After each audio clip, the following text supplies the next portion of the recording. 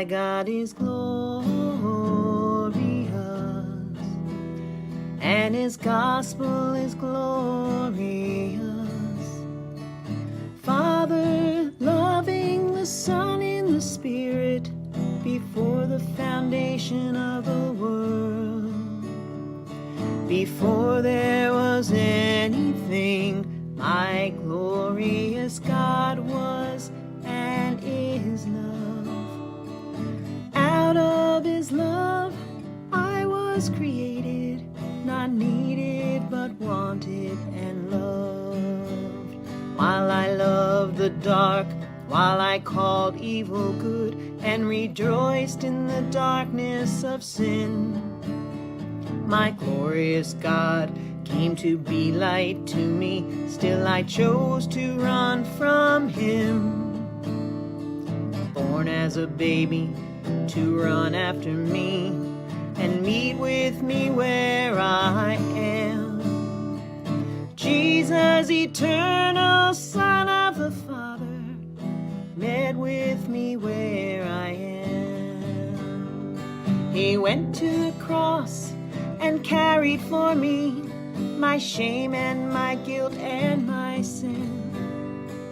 Laid down his life and offered me mine. Born again, reconciled to God.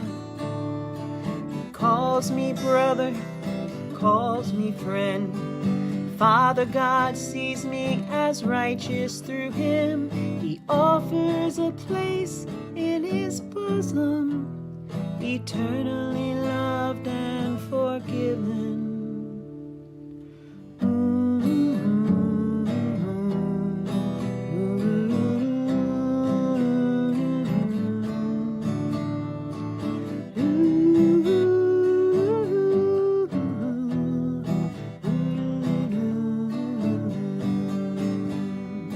He went to the cross and carried for me my shame and my guilt and my sin. Willingly he laid down his life and offered me mine. Born again, reconciled to God for all time. He calls me brother, calls me friend.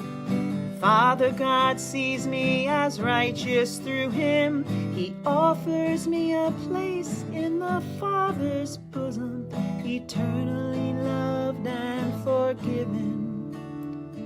Eternally loved and forgiven. My God is glorious,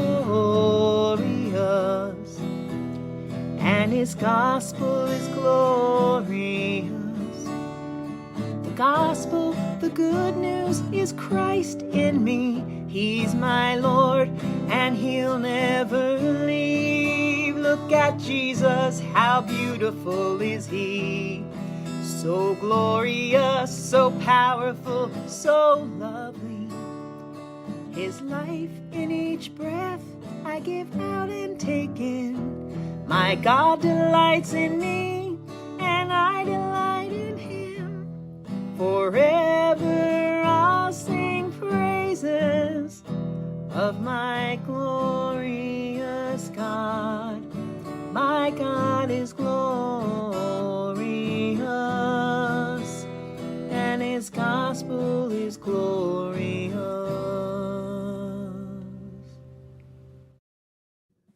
Hallelujah. Let Lord Jesus Christ shine forth. Good morning, good afternoon, good evening, wherever you are joining me. Welcome to another live stream with DCCI Ministries, and we are traveling all the way to USA. How are you doing, Jay?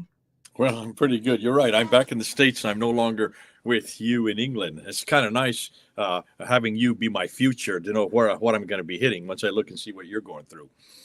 Well, doesn't matter where we are.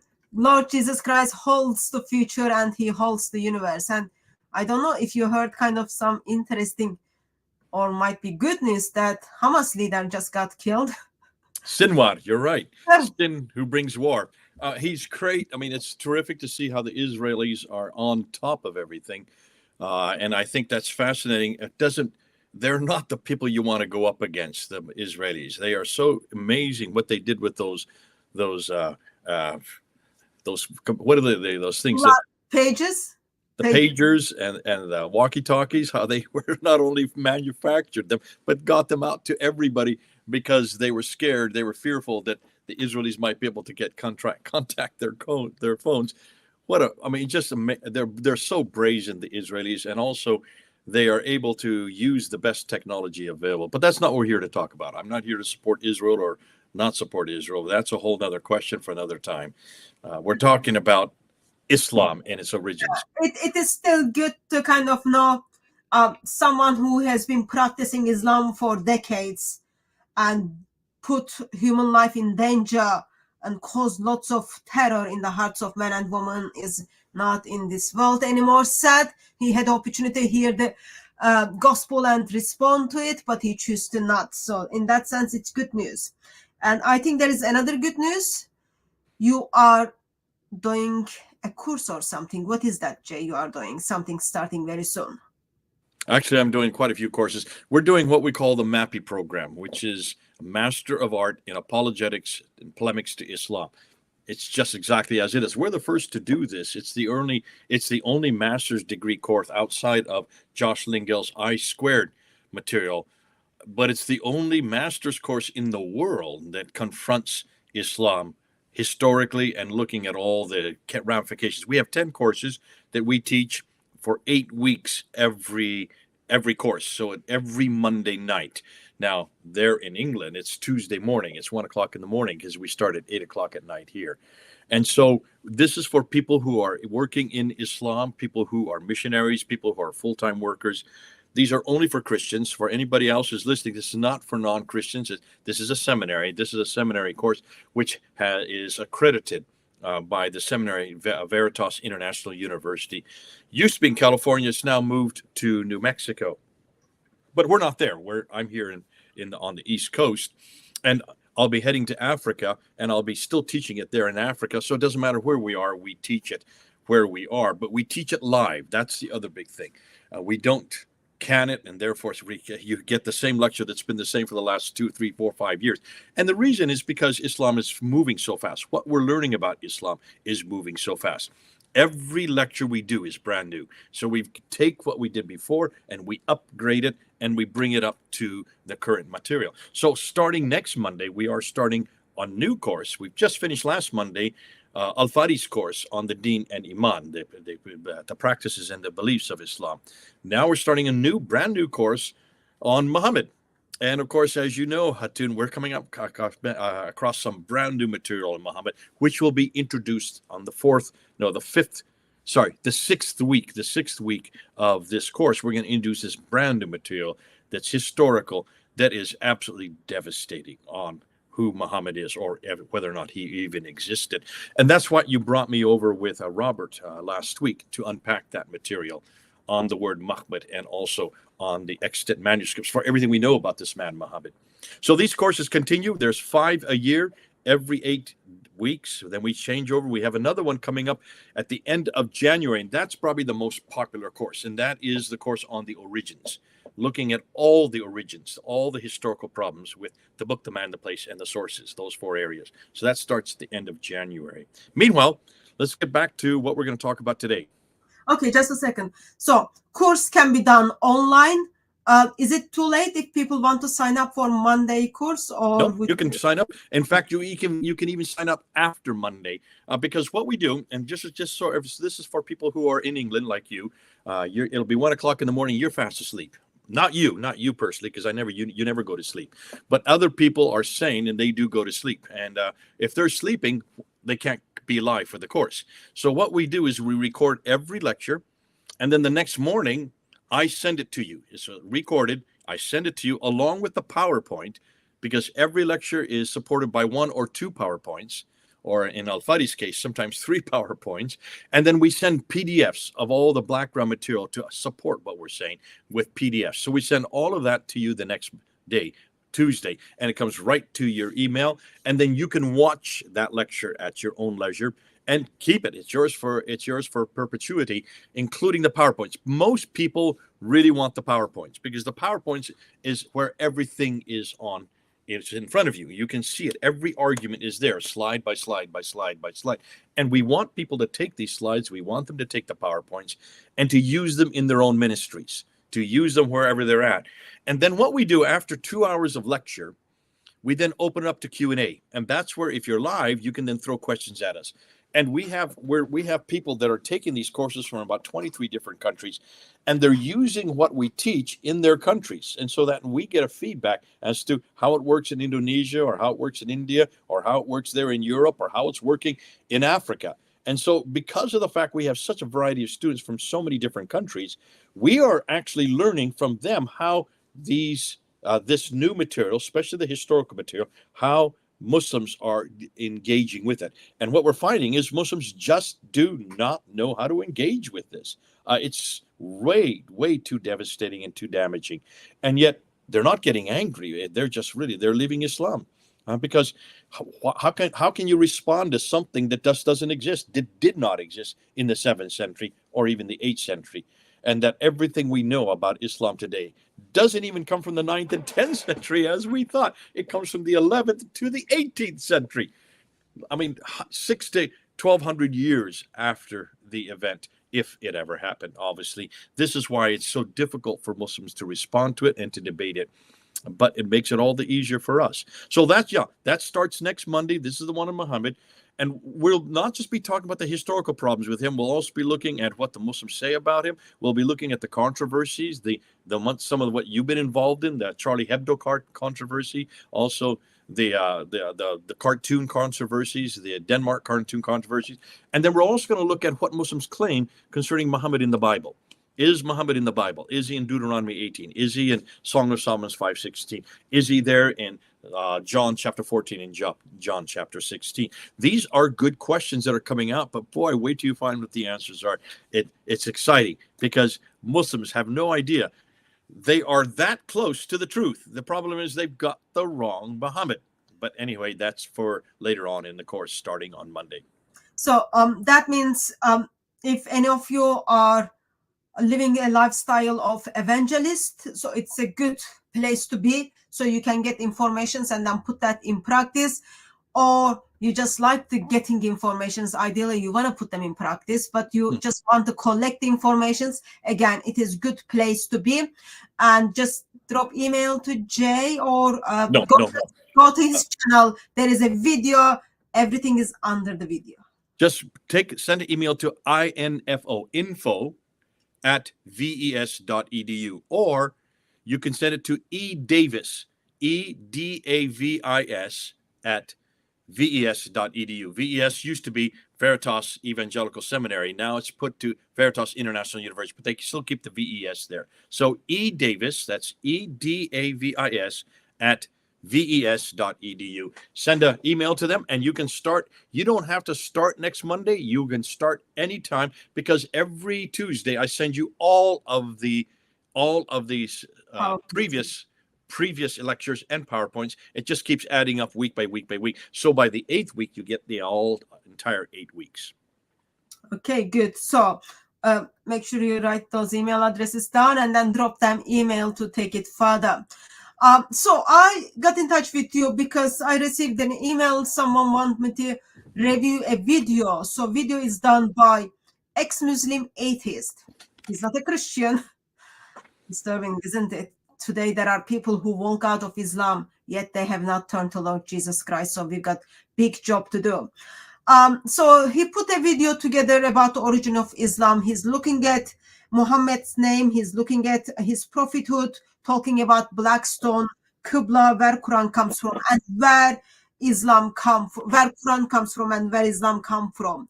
And then I just thought it will be good to have you and then go through that video. So I put the link to the video in the description so you can go and watch it, as well as I kind of download it.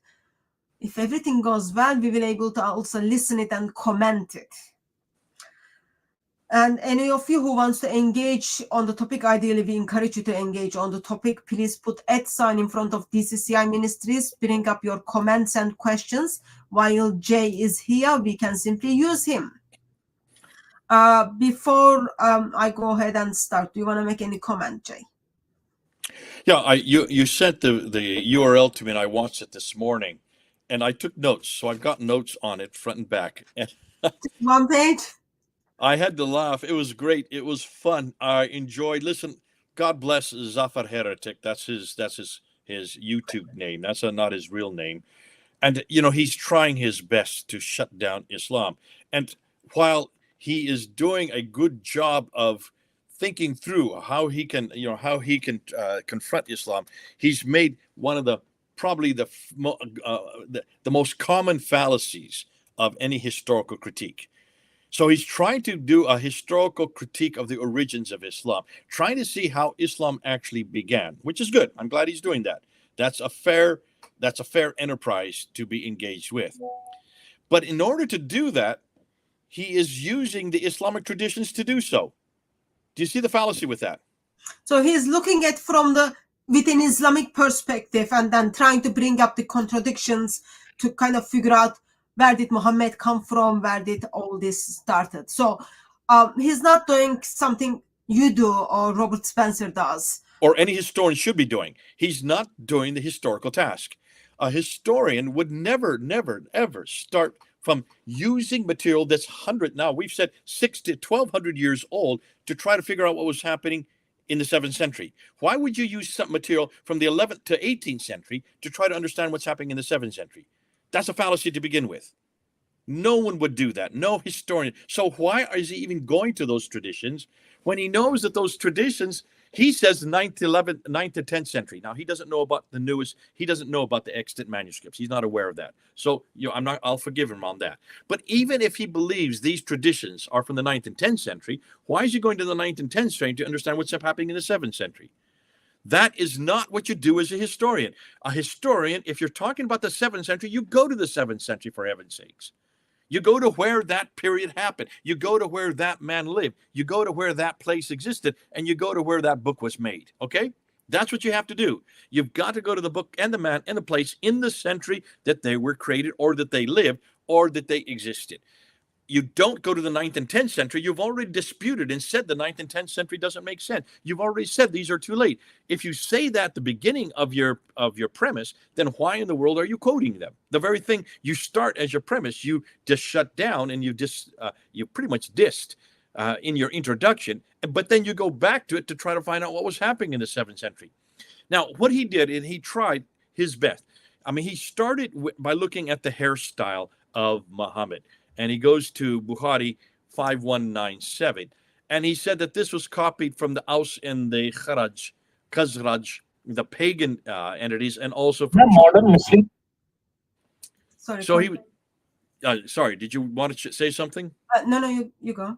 So he's taking Christians and Jewish and pagans' hairstyles and say, this is the reason why. Now listen, first of all, to begin with, if there was no Muhammad there to begin with, Zafar is a heretic. If there is no Muhammad there to begin with, as he's well said, then why does he keep going back to and try to recreate this Muhammad and try to place him in the 7th century? Obviously, he's not really done his homework. Yeah, so he's doing something not as I said. He's not doing what you are doing. He's simply looking from the Islamic tradition and then trying to bring the problems within. And as I said, it is such a sad that he walked out of Islam, yet he's not in the Lord yet. So those of you who are watching and you are brothers and sisters, please make sure you add him in your prayer list. So what I have is, Jay, I download the video. Will it be easier if we kind of just get the clips from the video and then talk about it, or how would you prefer? Either way, that's fine. Okay, so what I'll do, I think it will be easy if you just kind of play clip from the videos and then just comment on it. So would you like to kind of talk about his hairstyle, or would you kind of more want to focus on? No, listen, that's a typical, the one that you really need to play is his view that the original name for Muhammad was Kutam. Yeah, okay, so that's what I was thinking. I'll play the clips on like the things which I kind of think, yeah, you might have different views from him. Let me just put it and then we can kind of discuss it. I'm always very encouraged to see that people who walk out of Islam. They're actively doing things to question Islam. So, of course, there is lots of material out there. As you are listening, as you are watching those videos, be careful. Everyone has their own agenda. In my agenda, when you come to DCCI, you will see I'm critiquing Islam. Also, my main focus is people walk out of Islam to Christ. And in atheist channels, it will be different. So they will be critiquing Islam, and they just want you to walk out of Islam. So every channel has different purpose and different agenda. Just be aware of it when you kind of follow those channels. I'll give that warning so that we don't get into trouble later. So he's going to talk about Muhammad's name from minute 3.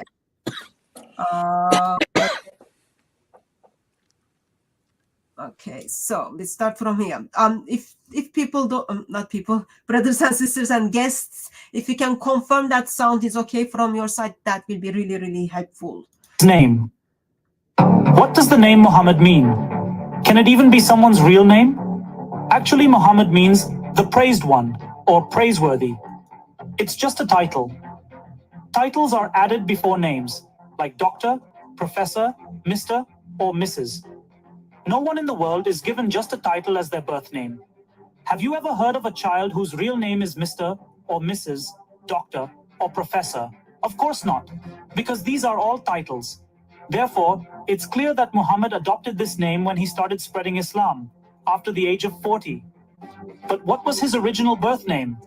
Although Islamic texts claim that Muhammad was named Muhammad from childhood, this is unlikely since these books were written 250 years after his death during the Abbasid Caliphate, and no parents would give their child a title as a name.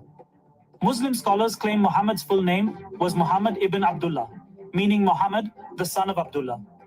But there's another important point to consider. Abdullah means slave of Allah, and before Muhammad's time, there was no concept of an Islamic Allah. In reality, Allah was a title used in Arabia for God, much like Bhagwan, or God, in our context. Bhagwan could refer to many deities, while Shiv is the name of one specific deity. Similarly, in Arabia, Allah was a title, and Hubal was the most significant deity, with goddesses like Lat, Manat, and Uzza considered Hubal's daughters. Muhammad's parents were pagan idol worshippers who believed in these goddesses. Therefore, Muhammad's father's original name was likely to have been Abd-ul-Lat, meaning slave of the goddess Lat. This was probably considered insulting after the rise of Islam, so when Islamic texts were written 250 years later, these names were heavily altered. So if Muhammad was just a title, what was his original birth name? According to the famous Egyptian scholar, Dr. Yusuf Zaidan, who was also the director of Manuscripts at Alexandria, Muhammad's original name was Qutham, a name he kept until he was 40 years old, before he claimed prophethood. This information is confirmed on page 39 of the book Hayat-e-Muhammad. If we delve deeper, we find that Muhammad's grandfather, Abdul Muttalib, had a son named Qutham. When Muhammad was in his mother's womb, this son died, and Abdul Muttalib gave Muhammad this name after his birth.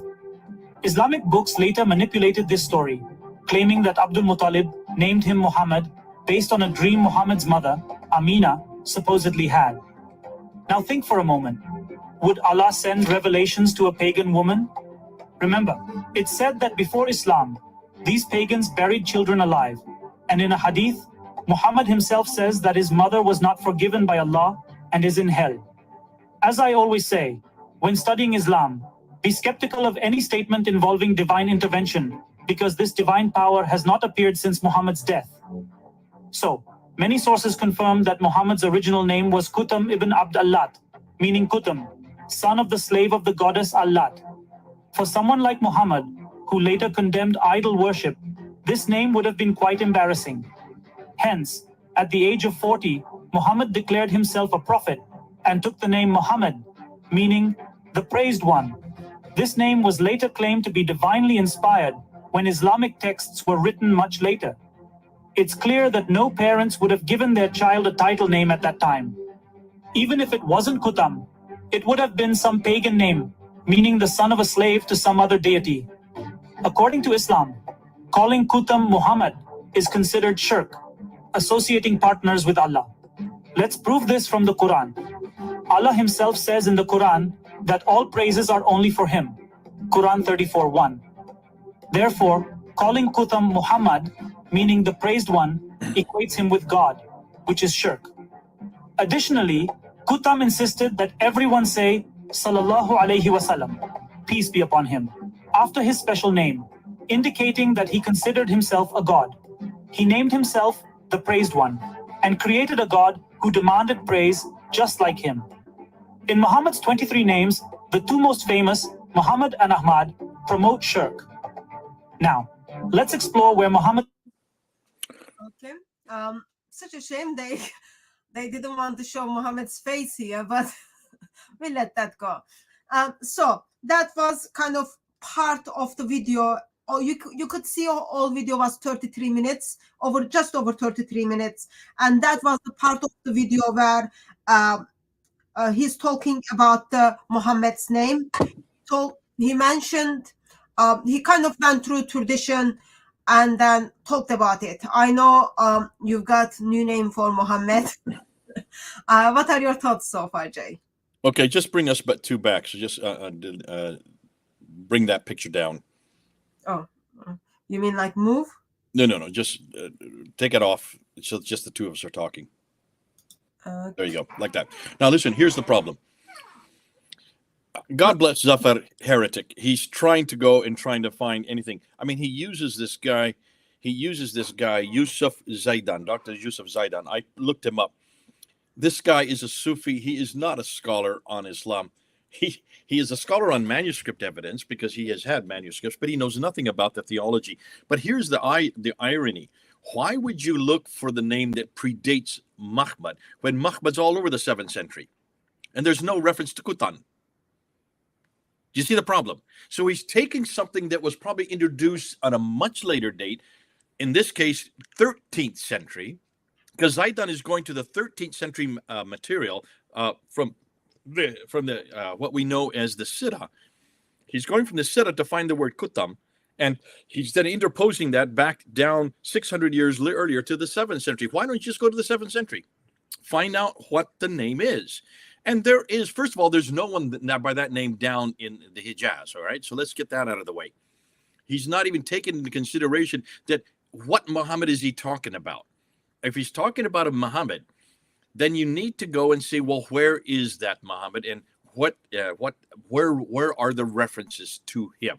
And he is correct. There are many references to not Muhammad. We're putting in vowels by saying that Muhammad. Muhammad is everywhere. It's just the 4 letters that are in the word Muhammad, in the 4 consonants, Mim, Ha, Mim, Dal, or MHMD in English, much like the Yahweh is just 4 letters, Yaha, Waha. And it's the Hebrew letters that we now then put the vowels to either get Jehovah or Yahweh. In the same case, the same thing works with Arabic.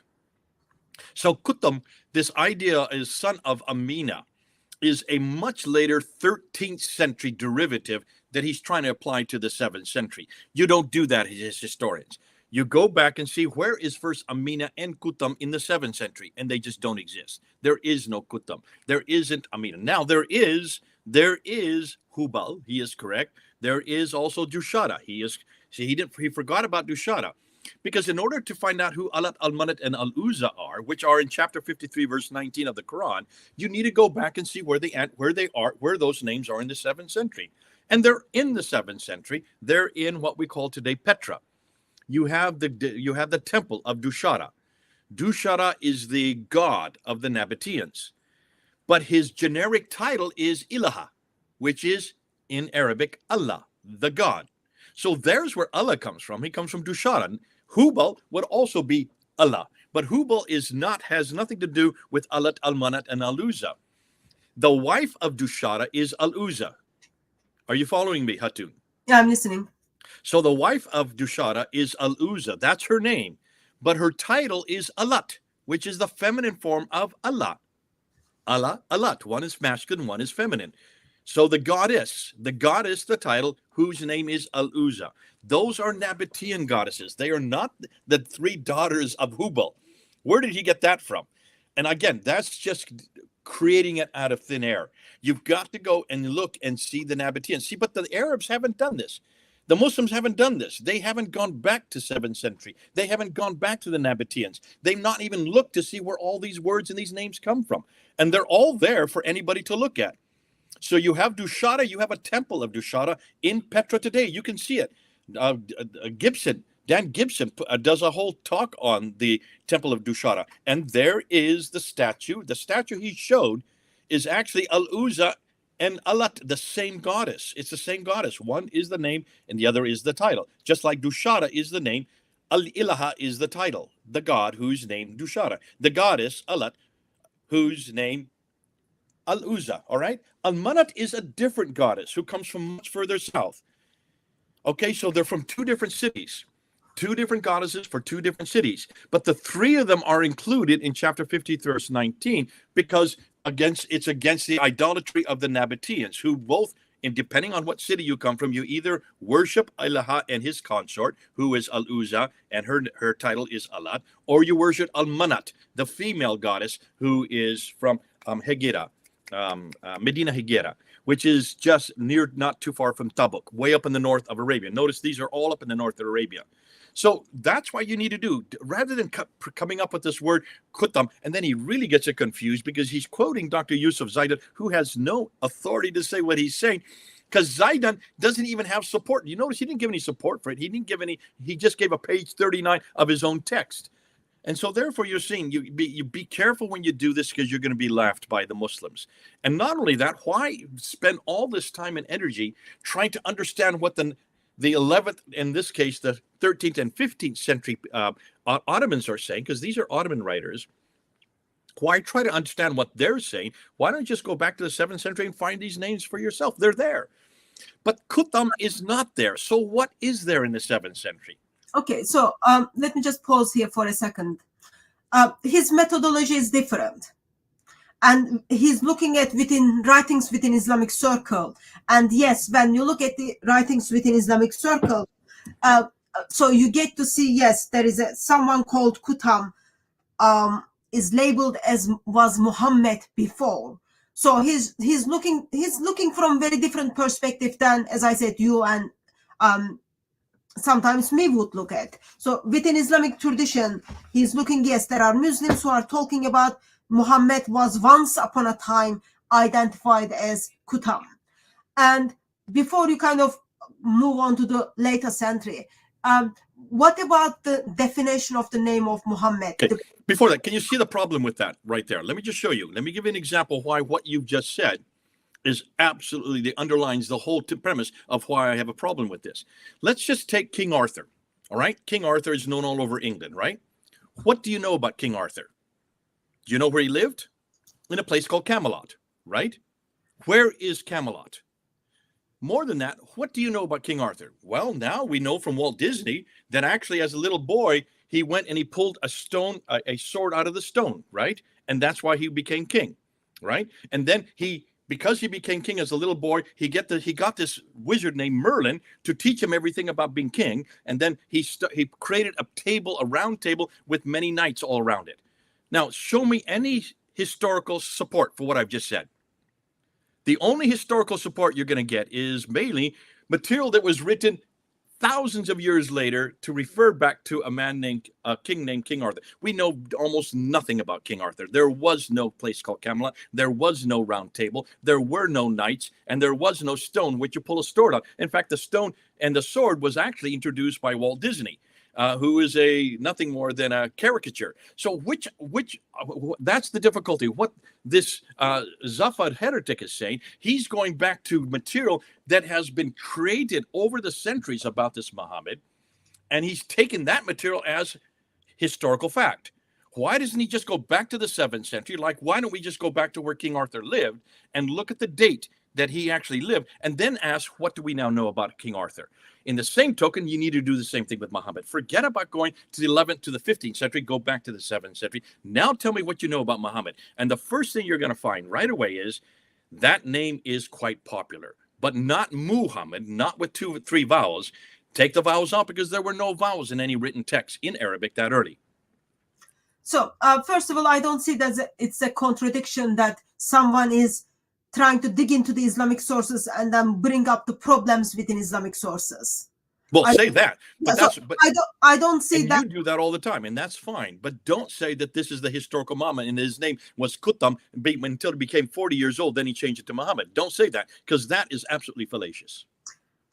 So I don't see that as a problem, that you dig into the Islamic sources and then you kind of say, here's the contradiction, here's the accounts on Muhammad that contradicts what Muslims are telling to us today.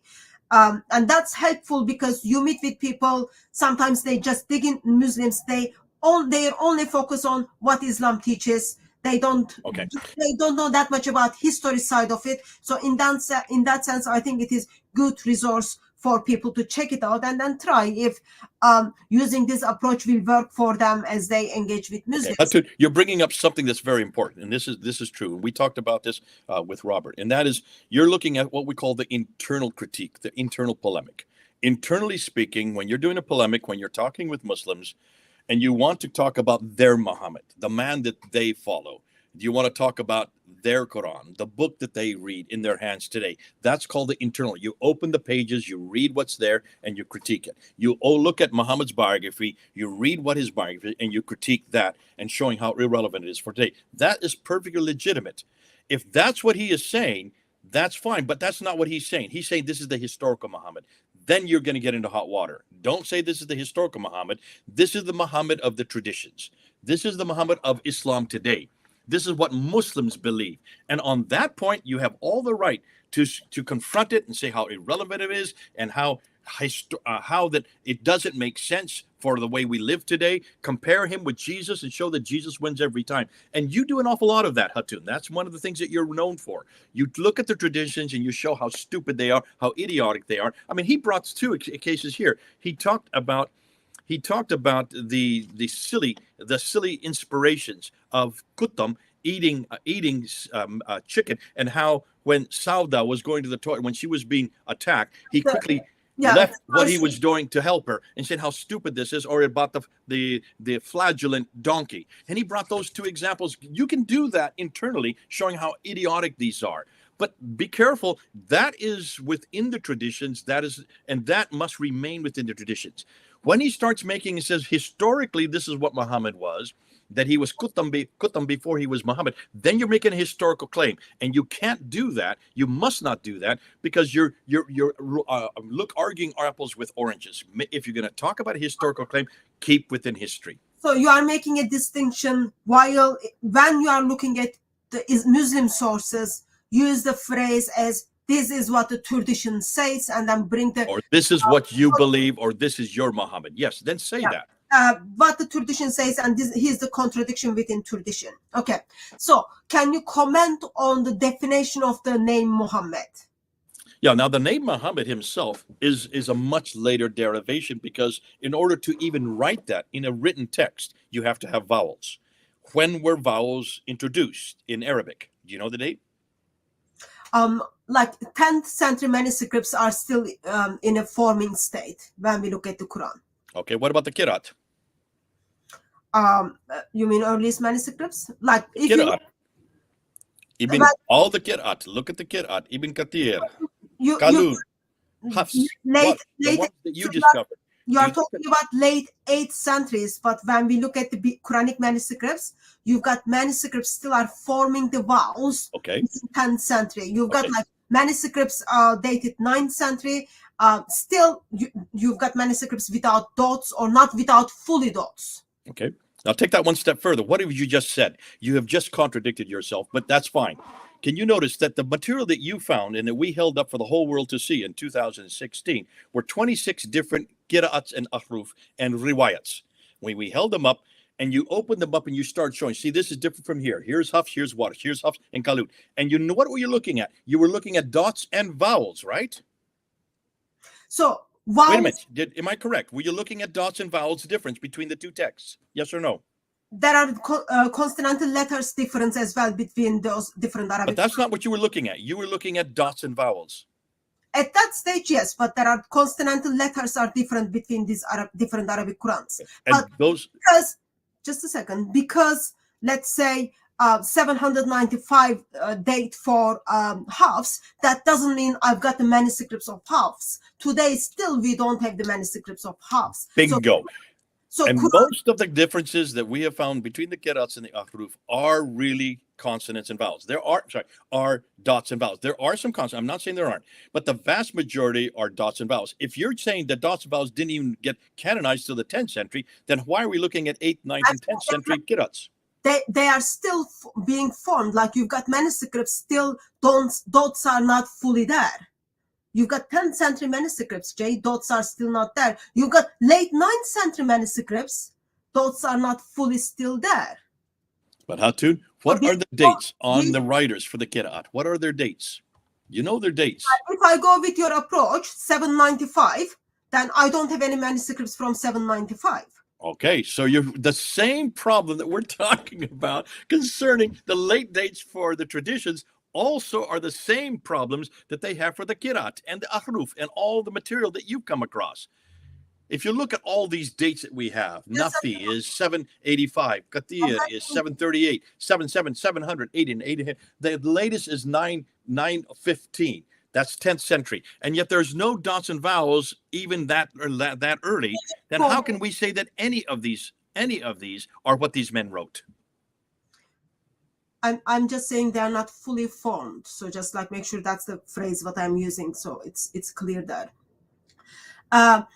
So on the question of names of Muhammad, name as the Muhammad, what does that word mean? Muhammad means could be the praised one, altogether lovely, the precious one, but most importantly, it's the anointed one. Okay, so in that case, you are saying he's making that statement correctly. If the word Muhammad was how it was introduced, if the word Muhammad, that's what the way it's been pronounced and it has been stated in the Islamic sources, the definition of the word is praised one. I would suggest that if you're looking at that, it's not praised one, it's the anointed one. The anointed one is the one that Ambrose took. The anointed one is one that Origen and Augustine and all these church fathers looked at to show that Muhammad is the anointed one. The only one who could be the anointed one is the Messiah. If that is the case, then the anointed one has to be the Messiah. And that's why they were saying this in the 4th, 5th, and 6th century. All of them were then stipulating that this anointed one is Jesus Christ. So, daughter of the Most High says, altogether lovely, that's for Jesus. I guess the question is, why did Islam steal that? Well, here's the reason. And I did talk about this last week. If both the Jews and the Christians, see, the Jews and the Christians are waiting for the Muhammad. Both the Jews and the Christians are waiting for one to return to come the first time. That's the Jews, and the Christians are waiting for him to return a second time, and that's why they're anticipating the coming of the Messiah. They're anticipating the coming of the anointed one. In Aramaic, in also Syriac, and in Hebrew, Muhammad means the anointed one, the Messiah. Of course, the anointed one is the Messiah. It's another title for the Messiah. Again, we're talking about titles here. If the Jews are waiting for this and the Christians are waiting for this Messiah, and they're anticipating that the Messiah would come at where the temple stood, that means in Jerusalem, at what is today the Mount Moriah, where the Dome of the Rock stands. If they're waiting for him to come there, can you then understand that the people who actually control Jerusalem do not come in that line? The people that control Jerusalem, the Umayyads, are Nabateans. They're Ishmaelites. They're part of the Ishmaelite tradition, which comes through Hagar, which means they are not part of that prophetic line. And therefore, they have a difficulty because they have all the land in the world. They own from by the time Abd al-Malik comes to power, who is an Ishmaelite, so is Muawiyah before him, so is his father Marwan. They're all Ishmaelites, they're all Nabatean, they're all Arabic speakers. That's the Nabateans did use Arabic, but they own from Spain all the way to India, from Turkey all the way to Yemen. So they are the second biggest superpower of their day. Their only biggest threat are Byzantine Christianity. And Byzantine Christianity are Christians who come from the line of Isaac, not from Ishmael. Jews who are also cousins with them through Abraham, they also come from the line of Isaac, not Ishmael. So the Nabateans, the Ishmaelites, have a problem. They own the holy places. They control Jerusalem. but they are not part of that prophetic line. And both the Jews and Christians who are part of that prophetic line are waiting for the Muhammad, the anointed one, the Messiah, who comes from the line of Isaac, who will return again to usher in the end times. So they are waiting for the time of apocalypse. At the same time, the Ishmaelites aren't part of that, but they would like to, because they both go back to Abraham. So what do you do if you are a great emperor like Abdul Malik, not Muawiyah, but Abdul Malik? You now control all this land. And you also don't like the Byzantines, Christians, because though you claim to be a Christian yourself, they believe that their Messiah, Jesus Christ, who's going to come a second time, that he is God, that he was God on the cross and died again, and that he's part of the Trinity. You don't believe that. You are an Arian. You have always been an Arian. Your family has always been Arian. You are from Merv, and you completely confront that. So what do? Well, first of all, you go and you slap a big building and you build the largest structure of its day right there on Mount Moriah, where the Messiah is going to return.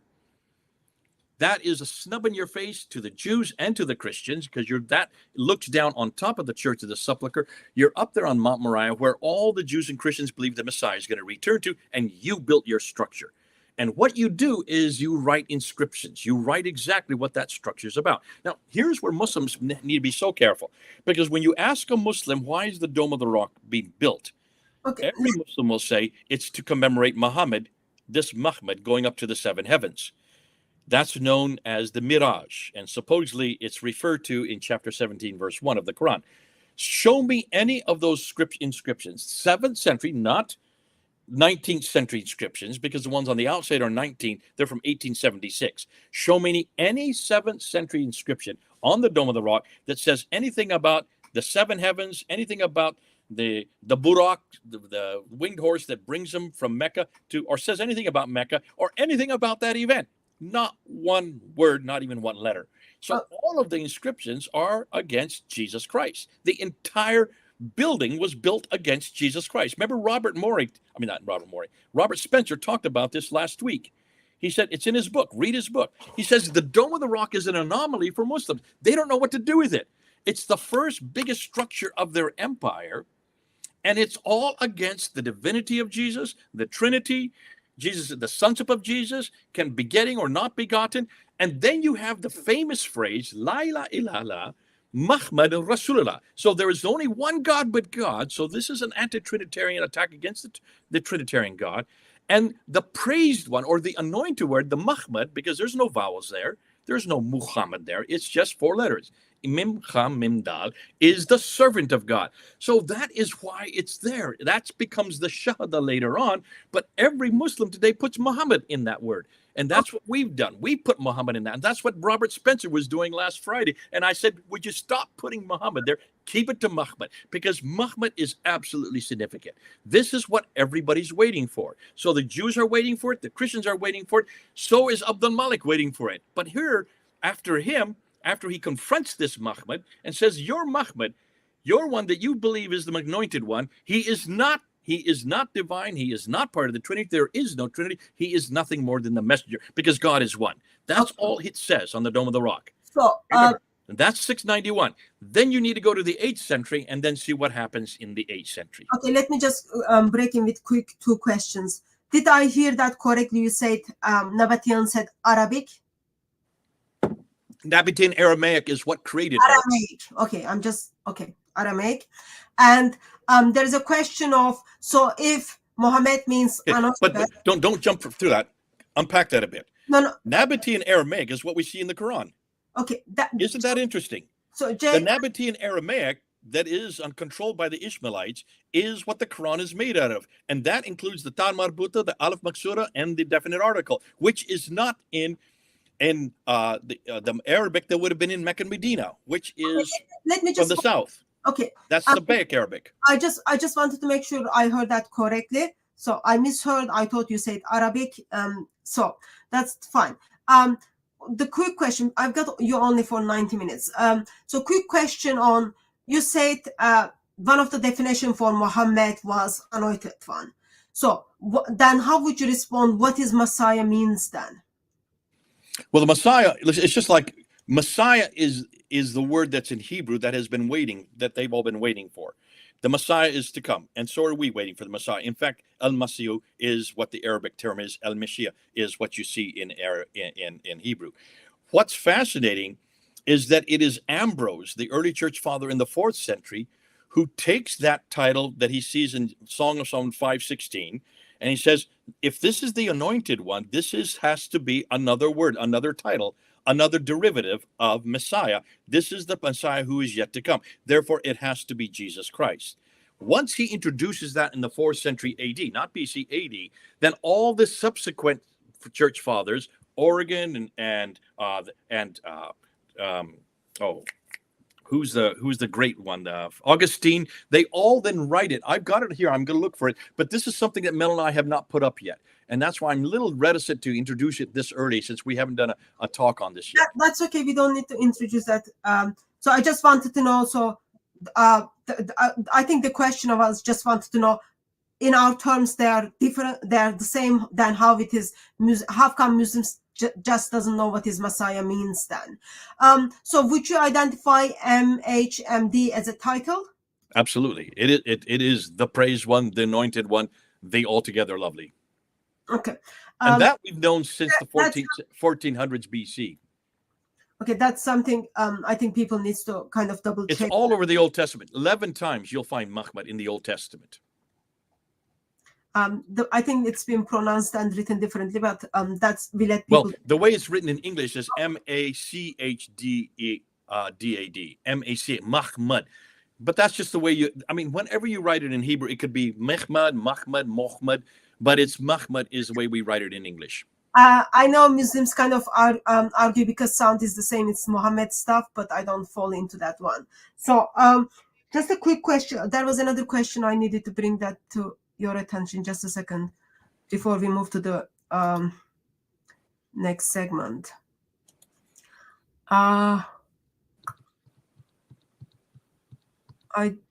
It seems okay. So it's kind of not in the topic, but we talked about this in the past. So can you be kind and confirm that in 7th century we didn't have Muslims? They were identified as Arabs. No, they identified them with 5 different words. They identified themselves over and over again as Saracens. I'm sorry, cancel that. Those from outside identified them as Saracens. They identified themselves as Hagarenes from the line of Hagar. They identified themselves as Ishmaelites, again from the line of Hagar through Ishmael. They identified as Muhajirun, which people, there's 2 ways to say that. And some scholars say Mu means people and Un means plural. Hajar could be Hagar again, or it could be Exodus. It could be either one, either the people of the Exodus who are nomadic, moving from one place to the other, or the line of Hagar. I would go with Hagar, since almost all the other titles do with Hagar. And Magre means the place of Hagar. So these are all people who are from the line of Hagar, or who from the line of Ishmael. Okay, so here's the important thing: is why is it they don't call themselves Muslims at all? Why is there no reference to Muslims in the 7th century at all?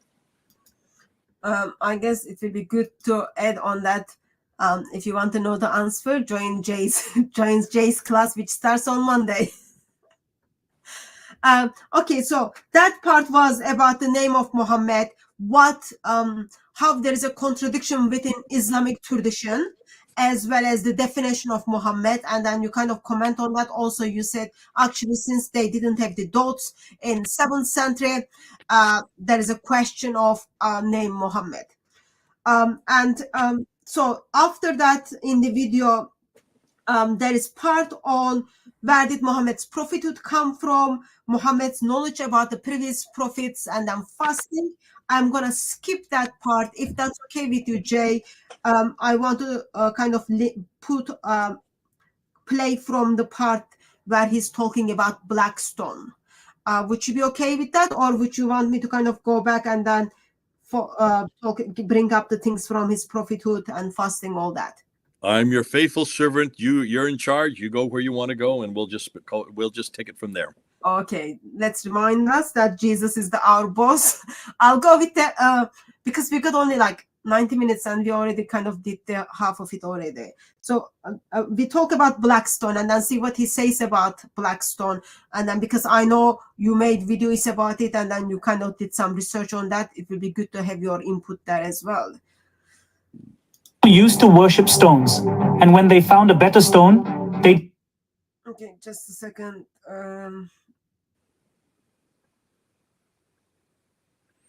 This is okay. Bakra, Eid, and Hajj reality. We explain all this in detail. The link will be in the pinned comment below. For now, let's briefly discuss where all this came from. According to Bukhari's Hadith 4376, people used to worship stones, and when they found a better stone, they discarded the previous one and performed tawaf around the new one. So, even before Islam, Muhammad's people were performing tawaf around stones. After Islam's rise, they started performing tawaf around the Kaaba and the black stone. Now think about this. If Allah hates idol worship so much, why would he want people to perform tawaf around the Kaaba and the black stone? These are both worldly objects and stones. Why is there a problem with idols but not with these stones? It's simple. Islam is not only copied from the people of the book, but also from pagans. As I mentioned earlier, the pagan tribes of Aus and Khazraj from Medina were very dear to Muhammad, and he copied their 30 days of fasting and Eid. Similarly, he copied tawaf from them. Now, let's talk about some things related to this stone, and then we'll discuss an important contradiction. According to Tirmidhi's hadith, the Prophet said that on the day of judgment, Allah will give this stone eyes and a mouth to testify for the sins of the believers. What a joke!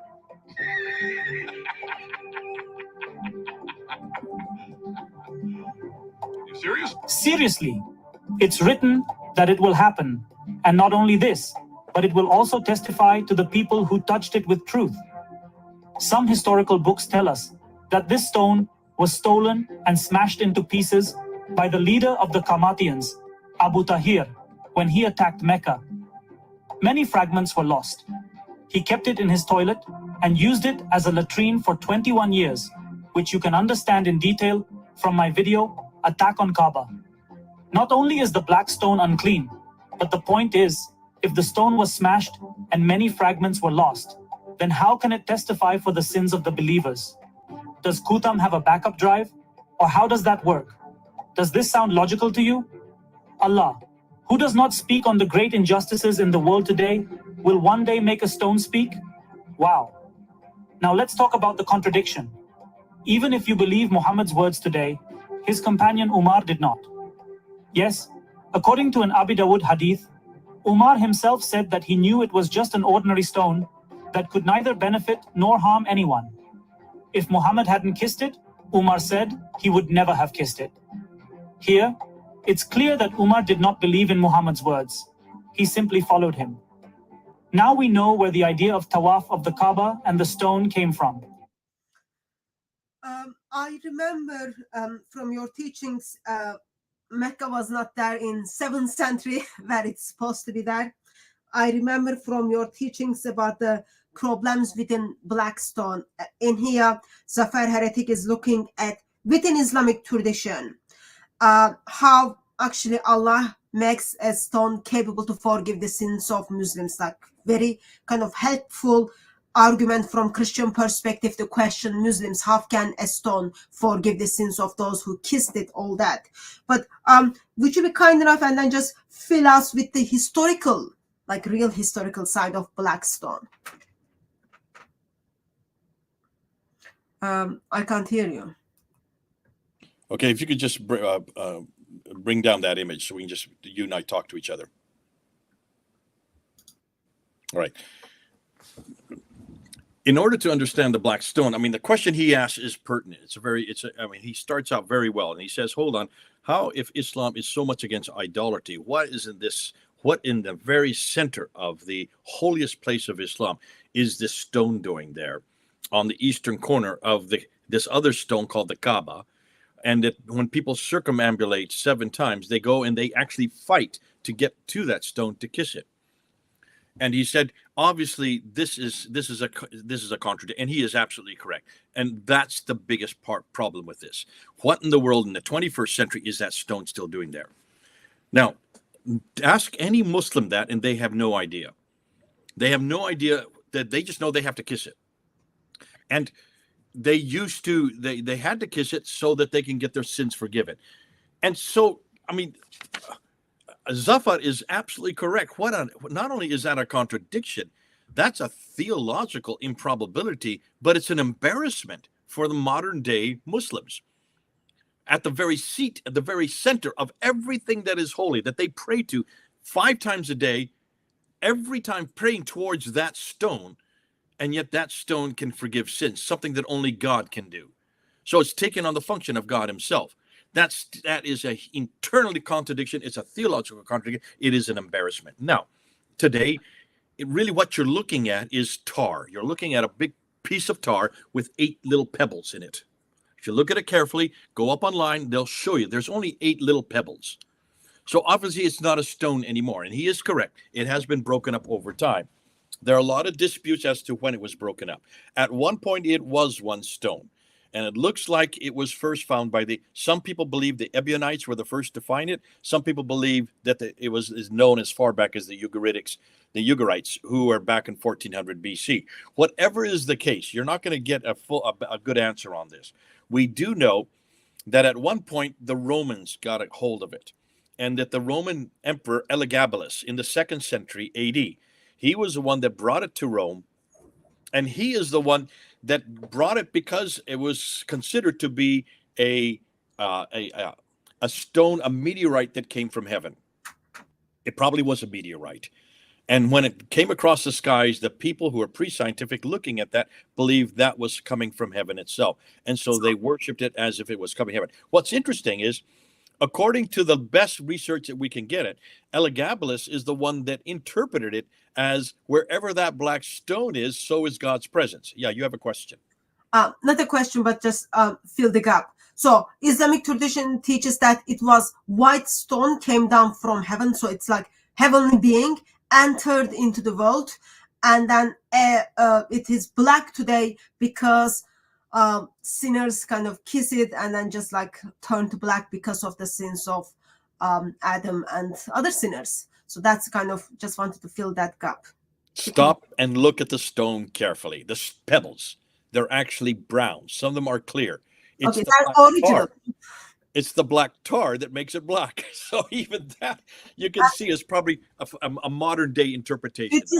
Did you see the clips where they were like using this like very disturbingly funny oil on the stone and the metal around the stone to clean it like every time before people turn up the big Hajj? Did you see those clips? I'm sure I have not seen them, but I would not be in any doubt because you're talking about hygiene. If you're having people from all over the world who are kissing and many who have all kinds of diseases, you're passing on that disease to everybody. And that's going right to your mouth. You're passing that and you're internalizing it.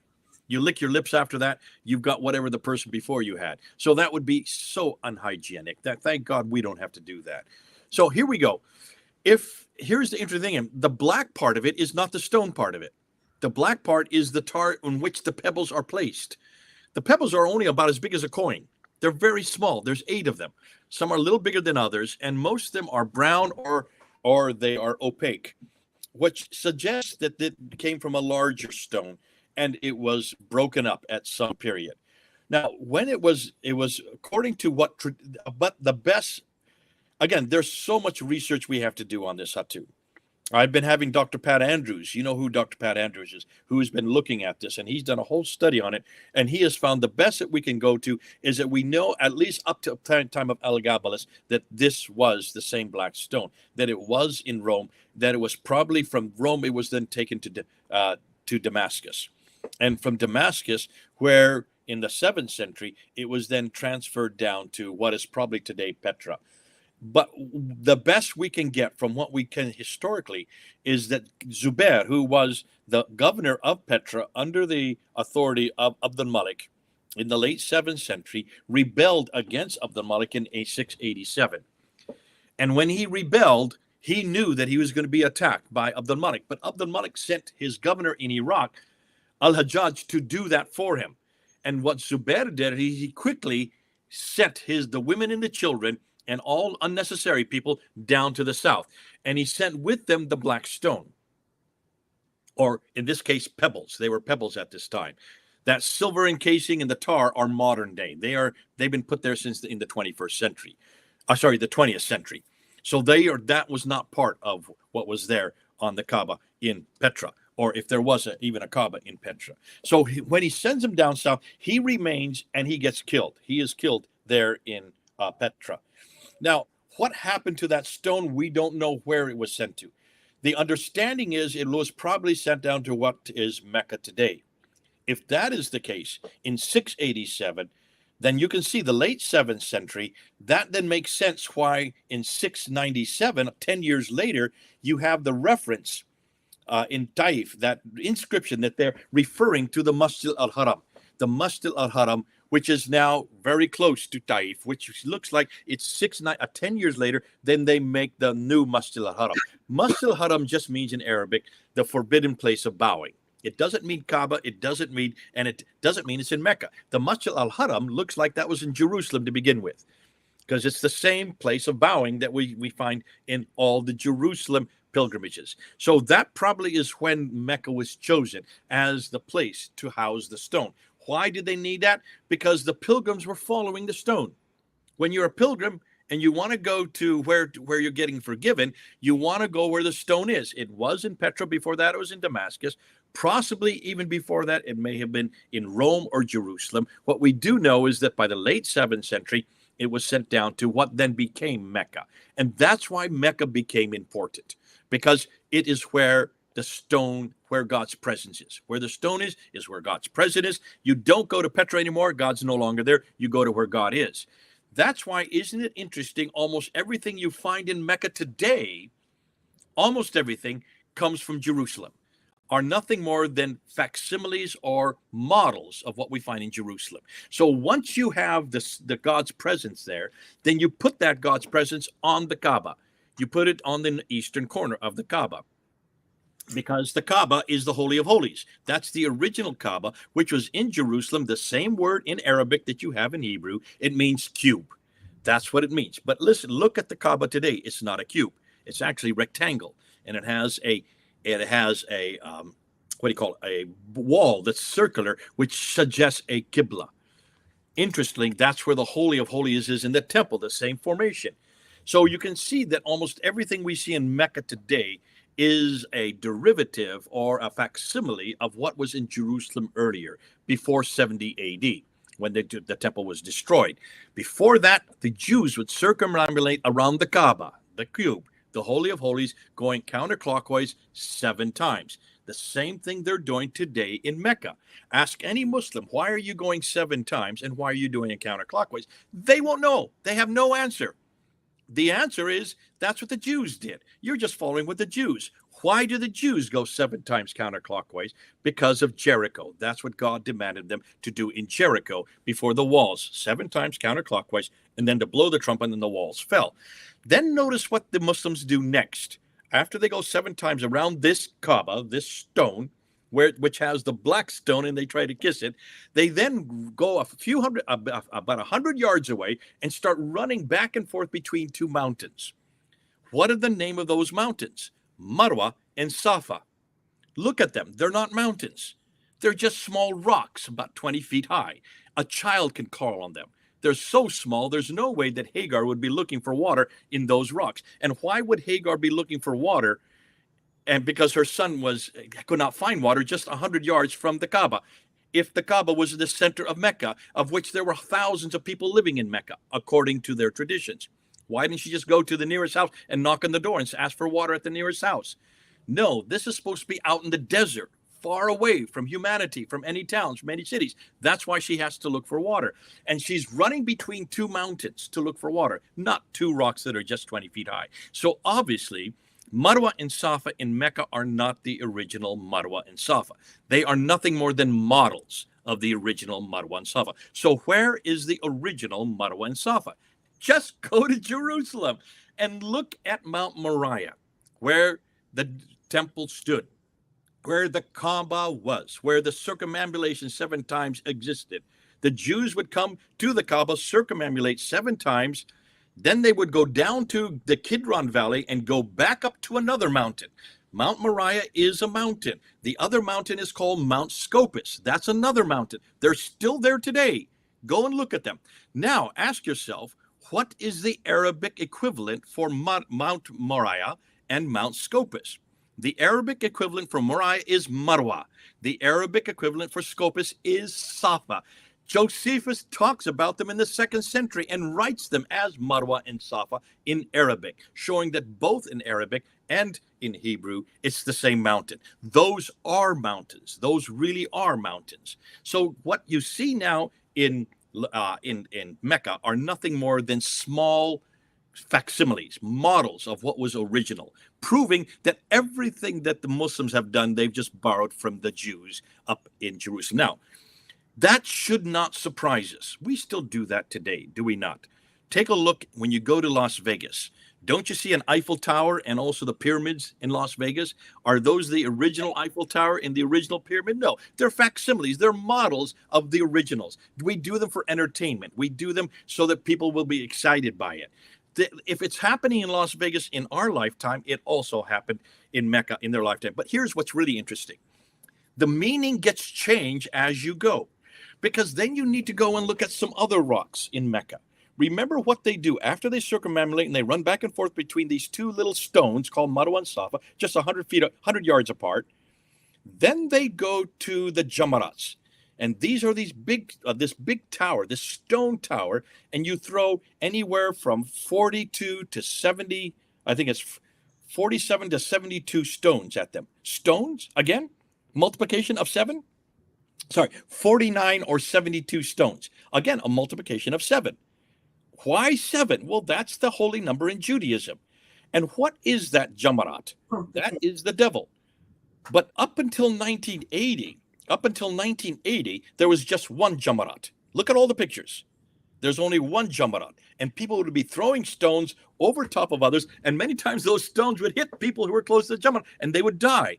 And it became such a problem that they had to redesign the entire Jamarat. So today, there's not one Jamarat, there are 3 Jamarats enclosed in a huge building that have many different tiers. So when people throw stones, they don't hit anybody, and it's air conditioned, so they don't get heat stroke. But here's what's interesting. So since 1980, and they built these 3 Jamarats, how can there be now 3 devils? You can't have 3 devils that you're throwing stones at. So now they've changed the whole meaning to not 3 devils that you're throwing stones at. These are 3 temptations of Abraham. So since 1980, they've changed the tradition. It's happened in my lifetime because I was alive in 1980 when they created the 3 Jamarats. So if it's happening today in our lifetime, they're still creating the traditions. They're still creating the meaning of what the Hajj is in our lifetime. Then why aren't we surprised that this was happening all the way through the 7th, 8th, 9th, and 10th century? Another better question is also helpful to ask in the engagement with Muslims is why devil or devils are in the house of Allah? What are they doing there? I was going to ask something. And how can an animate stone hurt an animate object? Or how can the devil be hurt by animate stones? That's the miracle of Islam. What are your thoughts on I guess you don't believe that the black stone in Süleymaniye Camisi is in the Mosque of Süleymaniye in Istanbul. You don't believe that has anything to do with Islam? The black stone in the... So let me know. I don't think that has anything to do with it. I think it... And now I can't say because we haven't really done...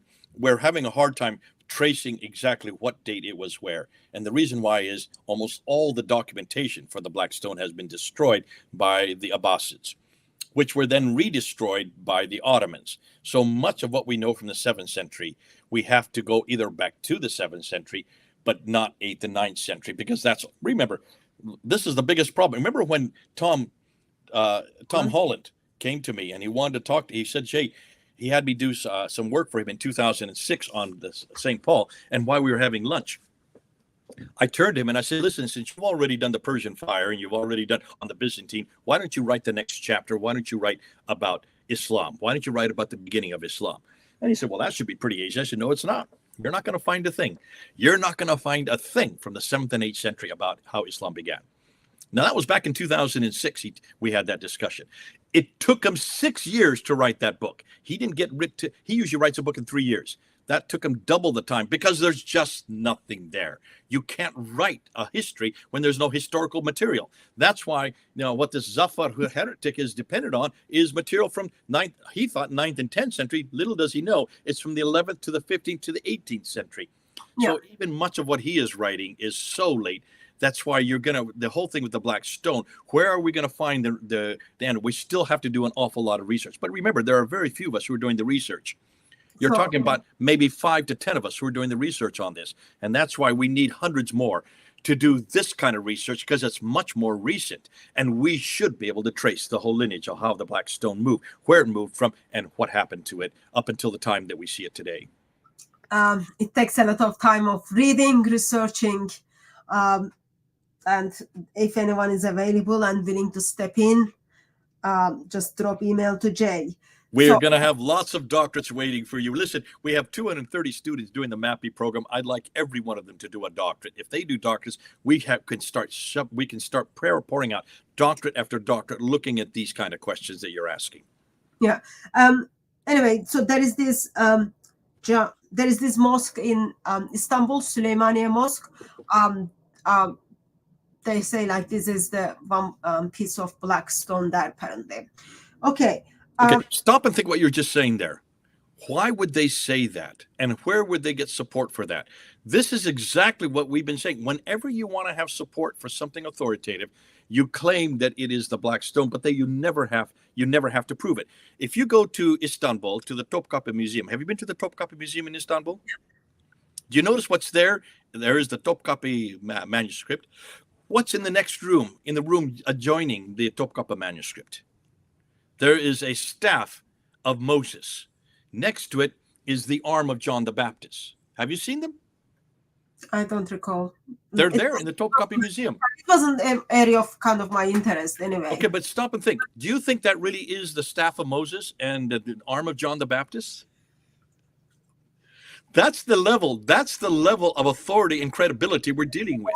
If you think more practically, in British Museum, when it comes to the historical artifacts on Bible, very serious question British Museum is asking. Yet when it comes to historical artifacts for Islam, this is what it has been said. Even same in British Library, even history of the Quran, this is what Islamic tradition says, this is what it is. So people did not kind of look into those things in Go down to the British Museum today. I'm saying right now, go down to the new exhibit that's there. I went there last week.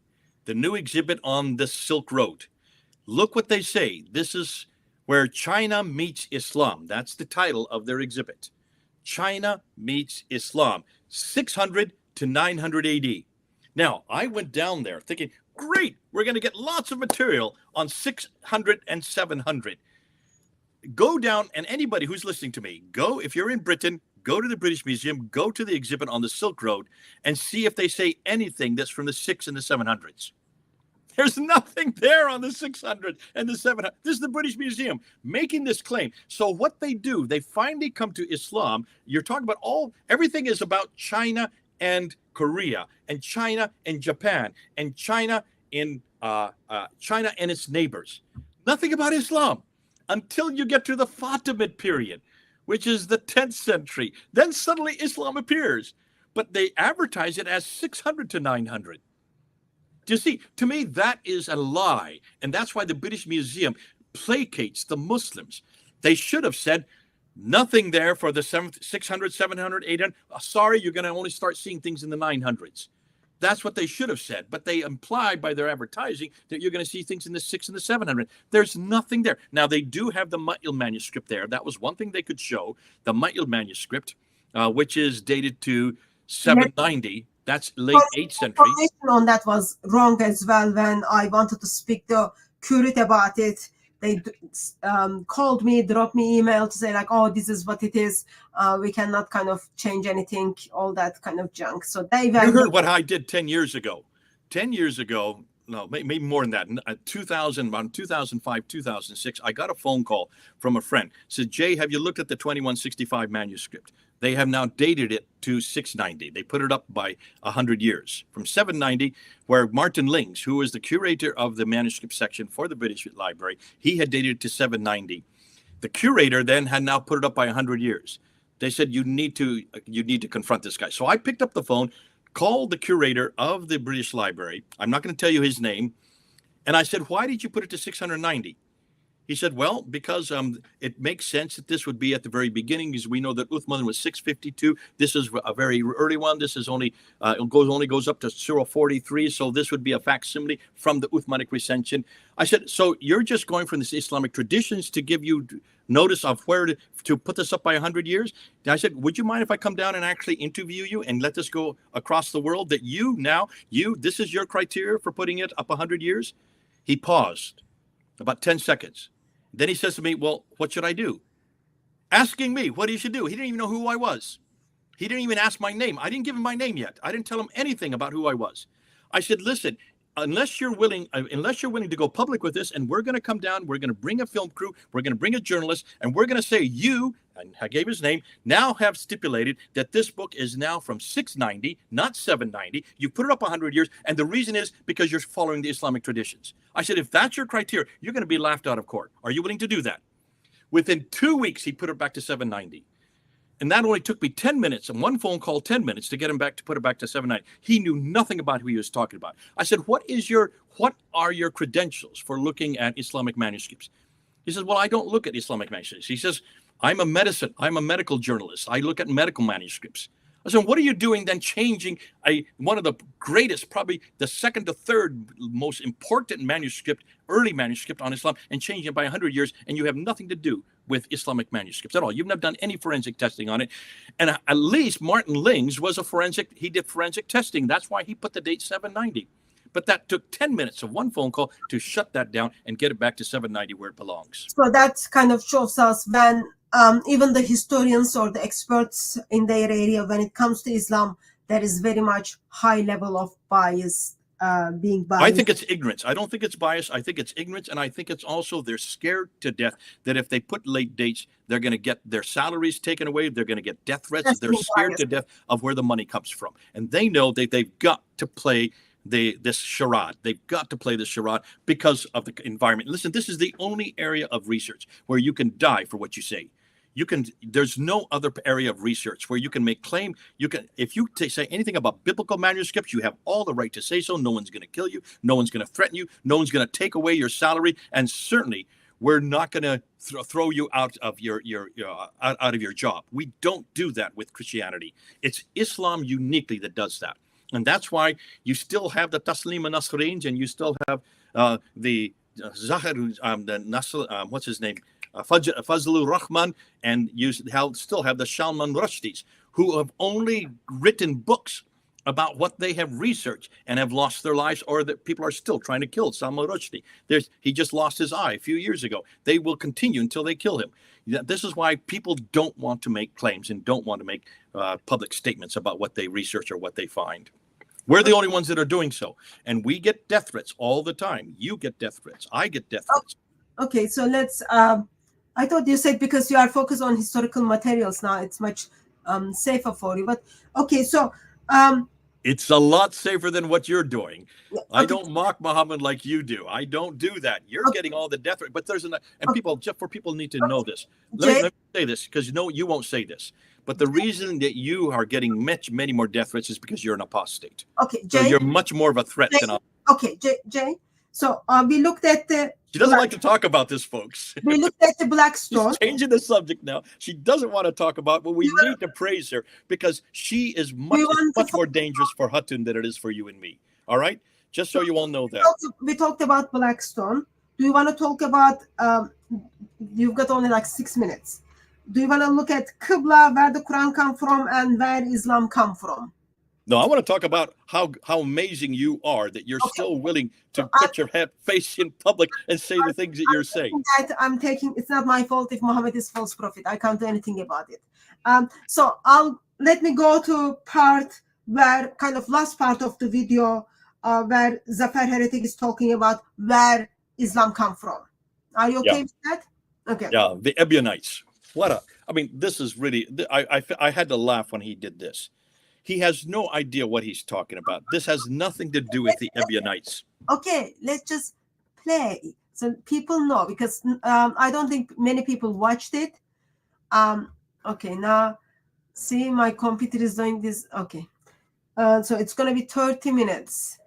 This is the one of the video, like I watched all of it. So let me pull it to 30 minutes. Okay, let's start from here. So he's talking this part where he's talking about how the certain revelations happen. There are some interesting kind of traditions on that, but let's listen afterwards. In them. This means that the verse was inspired by the donkey's passing wind. If the donkey had been washed and cleaned that day, this verse would not have come. These examples show that the Quran was inspired by not only humans, but even animals, making it hard to believe that it came from God. About hellfire and the punishment of the grave, where they came from, I suggest you watch this video of mine, which will set you free from the fear of hellfire forever. But let's see now how the entire Islam might have come from. In the Quran, we find hints that suggest a theory about the origins of Islam. As we learned earlier, Muhammad means the praised one, which is a title, not a name. You may be surprised to know that Christians also gave a similar title to Jesus, Christ or Messiah. Long ago, a Christian sect emerged from the Jews called the Ebionites. It's said that they gave Jesus the same title, the Praised One, which was translated into Arabic as Muhammad. Take your cursor off. Muhammad incorporated pagan practices. Sorry? Take your cursor off, because it's that the box is staying on because your cursor is right over top of it. Okay. And mixed their special festivals with the Abrahamic religion to create Islam. There are still many similarities between this Christian sect and Islam. For example, this sect also believed that Jesus was not the Son of God, but a messenger. Many times, when the Quran mentions Muhammad, it seems as if it's talking about Jesus. Like one verse in the Quran refers to Muhammad as the son of a special mother, which raises a lot of questions. Additionally, early Islamic coins were found with the mark of a cross, raising further doubts. It's said that this Christian sect was boycotted by the rest of the Christian community due to their different beliefs about Jesus. It's possible that this sect evolved into what we now know as Islam today. Just as the Qadiani sect is not accepted as part of mainstream Islam today, it's possible that this sect might evolve into a new religion tomorrow. Similarly, this Christian sect evolved into what we know as Islam.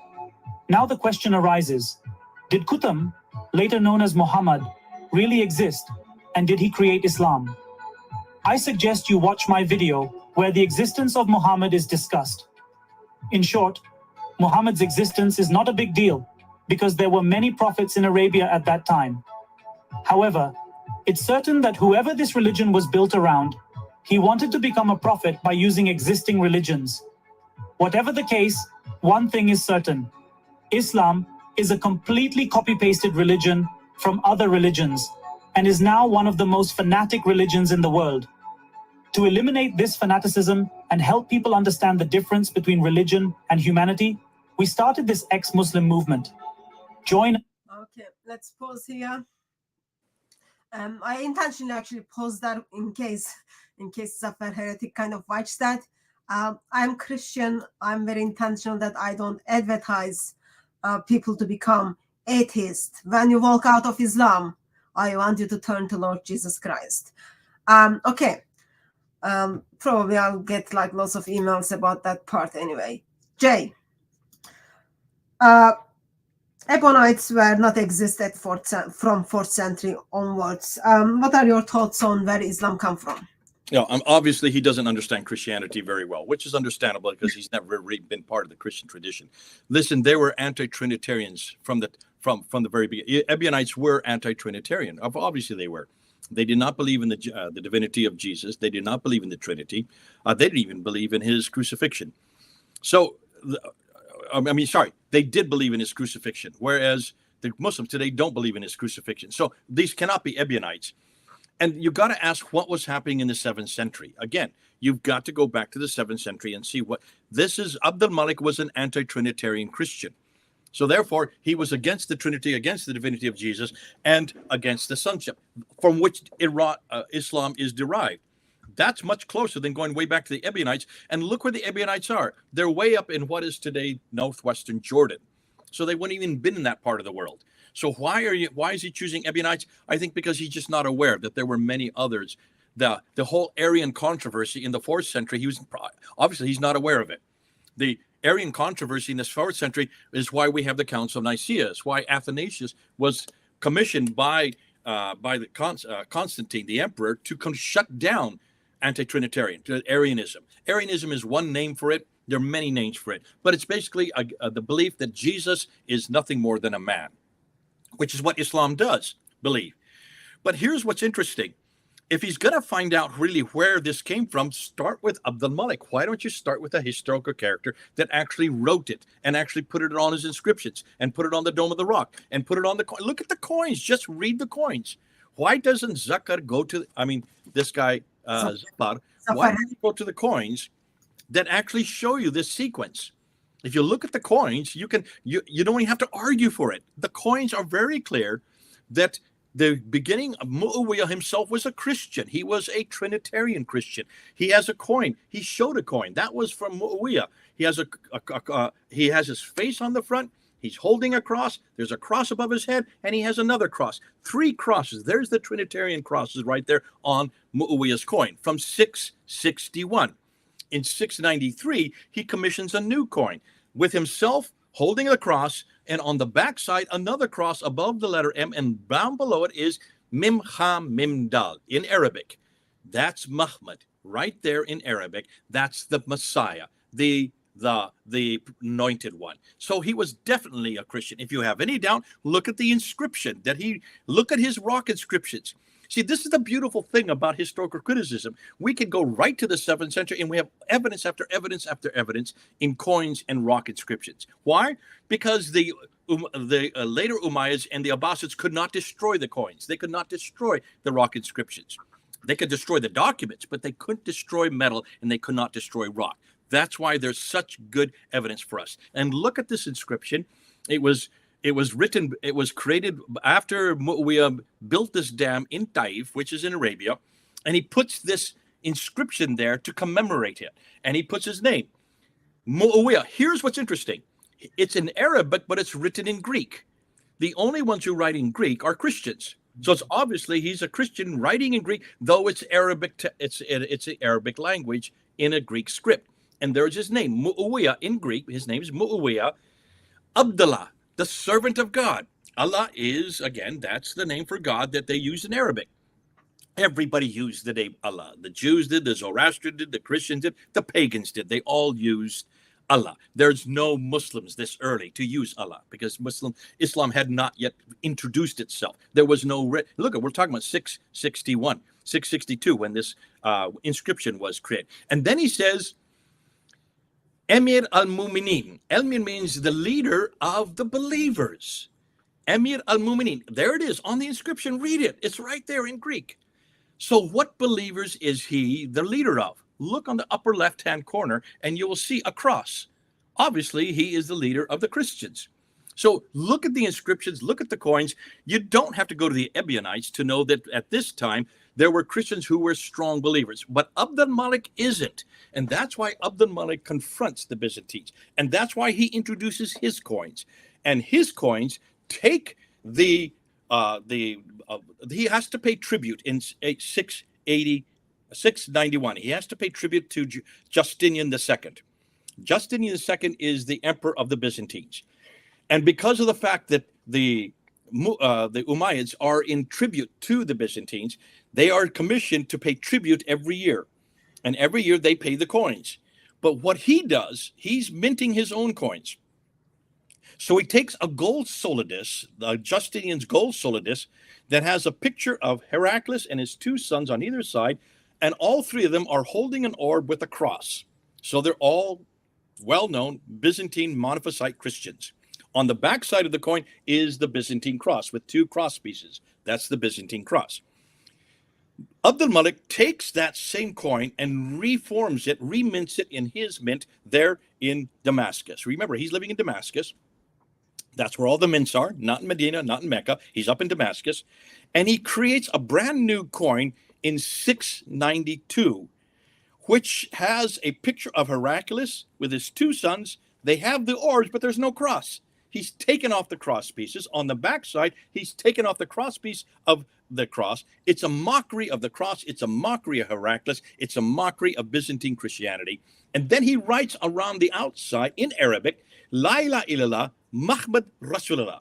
There is only one God but God, and the anointed one is the servant of God. He writes that on the coin, sends that to Justinian, who gets so angry that he goes to war with Abd al-Malik, and they have a battle. Now, the battle, Abd al-Malik wins. Once he wins the battle, he introduces a brand new coin. And in this coin, minted in 693, a year later, he now puts his image on the coin holding a sword. This is a victory sword. This is a victory coin, mocking Justinian II, mocking the Byzantines. Now he is so powerful that he can even mock them. And again, there's the Shahada all around the outside, but not Muhammad, it's Muhammad. It's Muhammad, the praised one, the anointed one, the altogether lovely is the servant of God. He's not God, he's not divine. That's what's on the coin. By 696 then, 3 years later, he introduces a brand new coin. Look at the inscriptions. He's taken his image off, and he has inscription after inscription on the front, on the back, around the sides. It's all the same inscription that you see on the Dome of the Rock. Say not three, for God is one, and he has no son. Who is that attacking? It's attacking the Trinity. It's attacking Jesus' divinity. It's attacking his sonship. For God does not begetteth, nor is he begotten. That's attacking the sonship of Jesus Christ. For truly, we will destroy the associators. Who are the associators? Those who associate another with God, commit shirk. The mushrikun. Who are the mushrikun? There it is on the coin. We're the mushrikuns, the Christians, the Byzantines, who, oh, there it goes. Even the computer agrees with me on that. So we are the mushrikun. We are the ones that associate another with God, according to him, as an anti-Trinitarian, basically an anti-Trinitarian Ishmaelite. So once he has those coins stick, and they continue to be the same coins with the same inscriptions for the next 100 years. Why aren't we watching the coins? Now, then you get, of course, then to John of Damascus. 730. John of Damascus is hugely important because he's living in Damascus. He's working in the court of Abd al-Malik. He's right there where this is all happening. He is a Trinitarian Christian. And as a Trinitarian Christian, he dares say nothing because he is under the authority of Abd al-Malik. He doesn't want to lose his job. His father was the treasurer before him under the courts of Muawiyah. But his father did not have this problem because Muawiyah was a Trinitarian. So is John of Damascus. He's a Trinitarian. Abd al-Malik is an anti-Trinitarian. And now he watches as Abd al-Malik comes to power. Now remember, now you have someone of importance, much bigger than the Bishop Arian. Bishop Arian was not that big, not that important, did not hold that much sway, and certainly did not hold that much authority. That's why he could be shut down at the Council of Nicaea in the 4th century.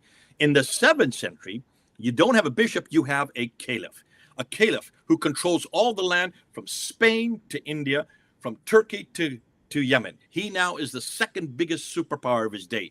When he writes these inscriptions, when he puts them on the coin, when he builds the largest structure of his day and puts those inscriptions all attacking Jesus' divinity, the Trinity, and his sonship, then it sticks. That's why just follow the coins, follow Abd al-Malik, but he still doesn't call himself a Muslim. Islam still hasn't come into being. That's why we go to John of Damascus. When John of Damascus finally leaves the courts of Abd al-Malik and retires, he goes into a monastery and he writes his greatest masterpiece. Look at the title of that book. Look and see what it says. The Heresy of the Ishmaelites. There it is, folks.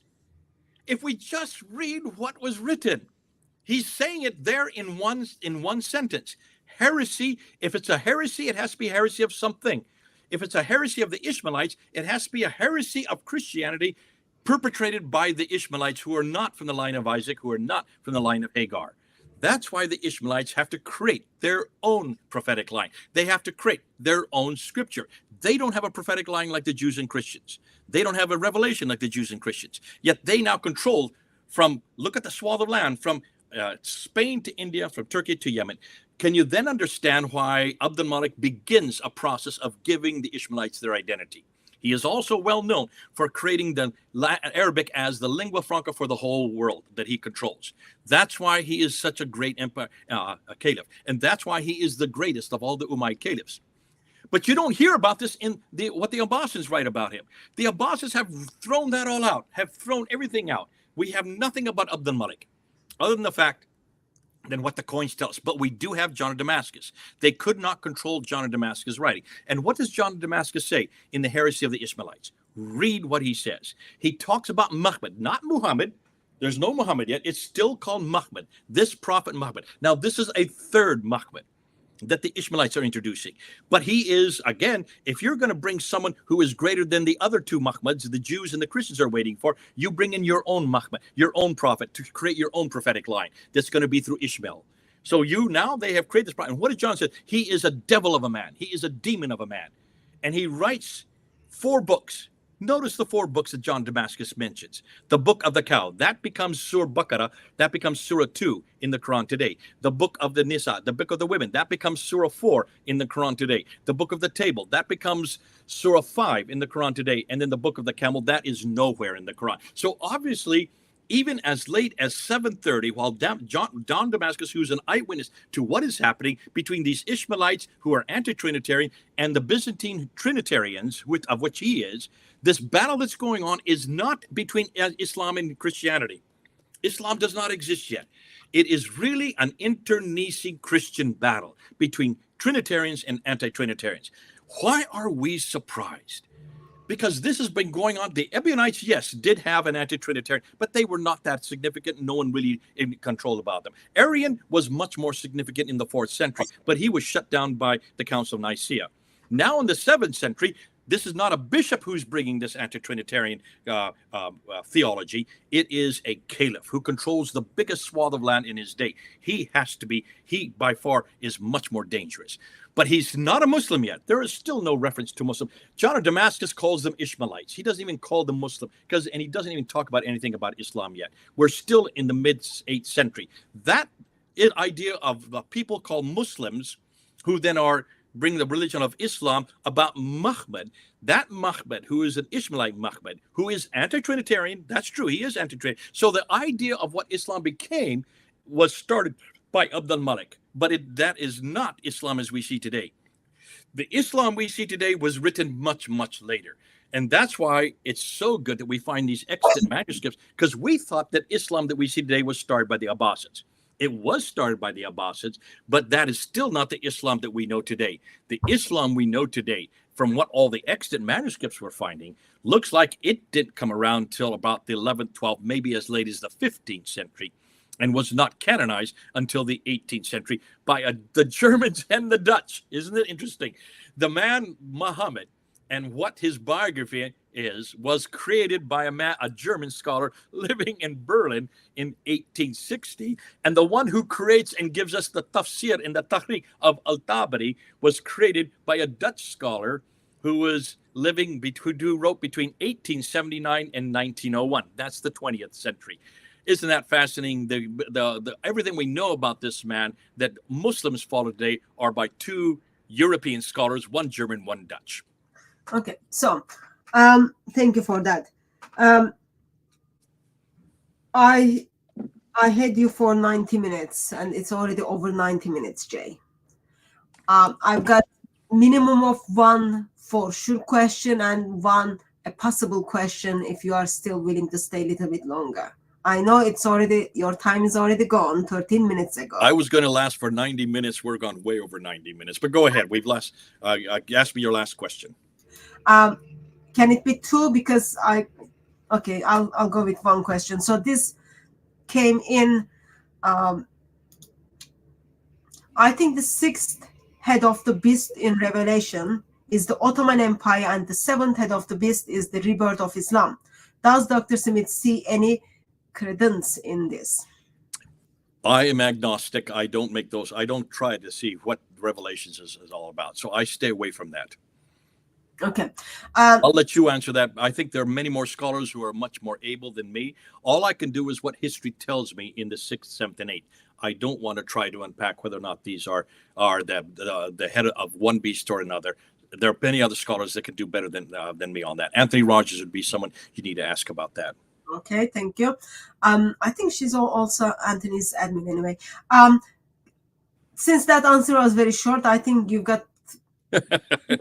Go ahead. Ask me the last question. This is important because I think it's still confusing. So I'm still confused about Muhammad. Okay, I know, hey, it's just a little title, but who was the person killed the Jews and Christians, and who is the one that converted everyone into Islam by force? So because history and tradition kind of crashes, people want to figure out where they can place traditional Muhammad or Muslims Muhammad. So how do we kind of help brothers and sisters or ex-Muslims to kind of use that in their engagement? So how does it work?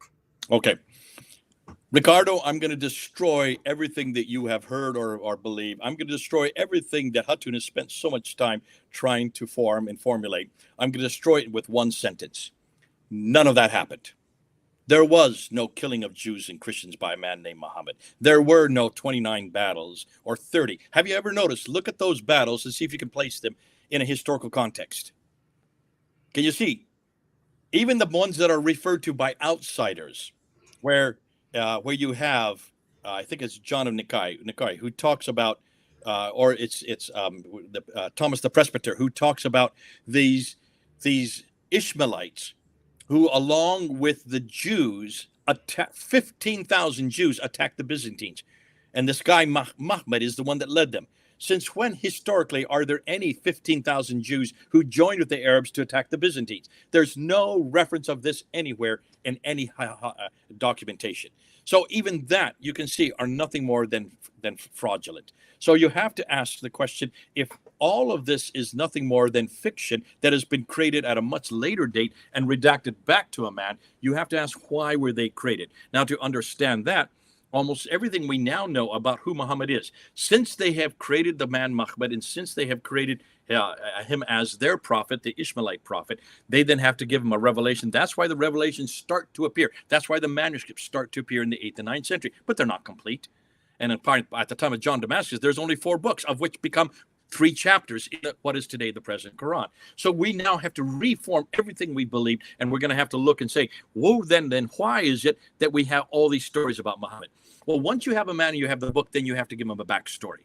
You have to give him a life. You have to give him a character. You have to give him all these stories. Now stop and look and see almost every one of these stories. When you look at the names that are in these stories, all those names are not from Mecca and Medina. They're not from the Hijaz. They're not from Arabia. They're from way up north. Khadija, that's a northern name. Umar, that is a northern name. Abu Bakr, that is the people of the Bakr, who are the Lakhmids, way up in the north. They're in what is today Mosul and Tikrit. That's in Iraq. All of these are much, much later, and they're much too far north. All of this is material that has been put together during the Abbasid and mainly during the Ottoman period to basically create authority for the things that they're doing. These are many times practices or theologies or doctrines that they want to introduce because they're having disputes with someone or another. You put the name of Muhammad onto it and you put it into the story about Muhammad. We do the same thing in Christianity with the Gospel of Thomas, the Gospel of Judas, the Gospel of Barnabas. None of these were written by Thomas or Judas or Barnabas. They're all written hundreds. In fact, the Gospel of Barnabas was written in the 17th century, redacted back, to give authority for the man who wrote the Gospel of Barnabas. So in Christianity, in every religion, you have fraudulent writings to give a backstory to the or a practice or a belief that you want to introduce, and you have to give the authority of Jesus or his disciples or Paul to it. And by doing that, you then can say, this is exactly what happened. That's why I say, don't waste my time with 11th, 12th, 13th, 14th, and 15th century material. Go back to the 7th century. In order to know who exactly was there was no Muhammad. There were many people called Muhammad. That was a title that was all over the 7th century. But take a look at every one of those. There are only 5 references in the 7th century in Christian sources that refer to the name Muhammad. Look and see where they place him. They place him in Syria. They place him in Gaza. They place him in Baghdad. They place him way up in Tikrit and Mosul. Did Muhammad of Islam ever go to those cities? Did he ever live in any of those cities? Absolutely not. So even the places that they place these Muhammads are too far north. And of course, they are all referring to the praised one, the anointed one. Remember, many people use that title, the praised one, whenever they want to aggrandize himself, like the reverend or the doctor, like we use today. They may not be doctors, they may not be reverends, or the El Capitan, the great reformer. All these titles that people put in front of their names to aggrandize themselves. And many people thought that they were going to be messiahs. The Jews, the exilarchs living in Baghdad, which in the 7th century, 5 of them all put Muhammad before their name. Muhammad ben Huziel. Ben Huziel was an exilarch, leader of the seminaries there in Baghdad in the 7th century, and he put the title Muhammad to aggrandize himself, to say, I am the Messiah, but he died.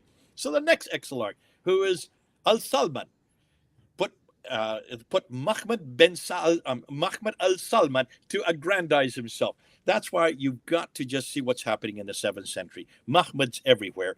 And that's why everything you're going to read about your Muhammad, the Muhammad of Islam, the Muhammad of the Abbasids and the Ottomans, not the Umayyads, that Muhammad, all these stories are fraudulent. Now. In saying that, that doesn't mean don't stop using them. Like I've said to Hatun many times, you still got to use them because Muslims today still believe that they're not fraudulent. Historically, they are fraudulent. But that's why we love to take our children to go see King Arthur and the Round Table. We like to go show them that. We know that that's not really true. We also know that Santa Claus is not really true. But we love to tell our children about Santa Claus. So don't stop talking about Santa Claus, and don't stop talking about Arthur or Robin Hood or any of the other these great legends. Continue to do that, because it's important to your culture, and it's important to the Muslims you're talking to. And if that is their Muhammad, the Muhammad in the 21st century that they follow, although his story was only created 160 years ago by a man named Wustenfeld in Germany, nonetheless, you still got to engage with them at that level. So there's that internal critique that you need to do, that internal polemic that you need to continue. And that's why I say to Hatun, to David Wood, and to Sam Shamoun, continue to do the internal critique. We still need that. The rest of us who no longer even believe that happened, those events occurred, or that man even existed, or that city existed, or that the Quran existed that early, we are using the historical critique, which I think is much more damaging, and it's much easier to do. And I don't get death threats anymore because this causes no anger. It does not I'm not called a hate preacher because there's nothing I'm saying that's hatred. And I'm not mocking Muhammad like Hatun does. I don't do that anymore. I don't need to do that. I feel a lot safer, and that's why I can go all over the world and travel where I want. And people are using this because we're getting hundreds of Muslims coming to Christ because of this material. A lot of Muslims are giving up Islam because now they realize everything they put their hope in, everything they believe is based on nothing more than a legend, like the Arthurian legend or the Robin Hood legend or any other legend. That's why follow a legend when you can follow the real man? Why don't you come back to the real man of history? Why don't you come back to the man who's passed every one of these tests? You notice what we've been doing tonight. We've been looking at textual criticism. We've been looking at all kinds of redacted criticism, source criticism. All these have been applied to Jesus Christ in the 1800s and the 1900s. Up and even till today, they're still applying them. And in every case, we have answered them because Jesus was a man of history. He really did exist. There was a place called Jerusalem, and there were gospel writers named Matthew, Mark, Luke, and John. And Matthew and John were eyewitnesses to what they heard and what they saw. Mark and Luke got it from the eyewitnesses.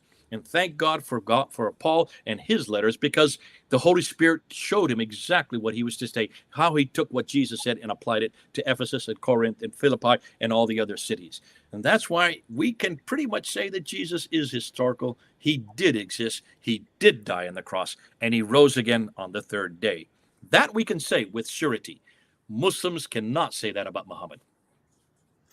Well, thank you very much for spending your almost 2 hours with me, Jay, and helping us to go through that video.